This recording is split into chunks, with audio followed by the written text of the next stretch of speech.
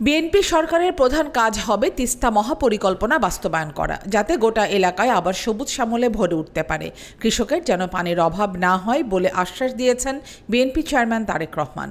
আজ শনিবার দুপুরে নীলফামারী জেলা বিএনপির আহ্বায়ক মীর সেলিম ফারুকের সভাপতিত্বে শহরের পৌর মাঠে আয়োজিত নির্বাচনী জনসভায় এই আশ্বাস দেন তিনি।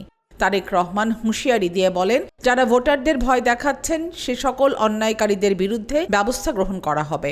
আগামী 12 ফেব্রুয়ারি ত্রয়োদশ জাতীয় সংসদ নির্বাচন সামনে রেখে নীলফামারী 2 আসনে ধানের শীষের প্রার্থী ইঞ্জিনিয়ার শাহরিন ইসলাম চৌধুরী তুহিনের নির্বাচনী সমাবেশে যোগ দেন তিনি। এ সময় বিএনপির নেতাকর্মী সহ জেলার 4 আসনের বিএনপি মনোনীত প্রার্থীরা উপস্থিত ছিলেন। দীর্ঘ 22 বছর পর প্রিয় নেতাকে দেখার এবং তার কথা শোনার জন্য সভাস্থলে আসেন সমর্থক সহ সাধারণ মানুষ। আগামী বিএনপি সরকারের অন্যতম প্রধান কাজ হবে যত দ্রুত সম্ভব এই তিস্তা ব্যারেজ মহাপরিকল্পনা কাজ,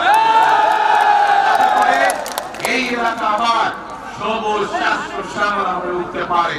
এই এলাকার খাল বিলগুলোতে যাতে পানি ভরে যেতে পারে, যাতে মানুষের ব্যবহারের জন্যই হোক আর কৃষি কাজের ব্যবহারের জন্যই হোক এই এলাকার মানুষের জন্য পানির কষ্ট না হয়। নীলফামারী বলুন, কিশোরগঞ্জ বলুন, সৈয়দপুর বলুন, এই সবগুলো এলাকাকে আমরা শিল্প অঞ্চল হিসেবে গড়ে তুলতে চাই।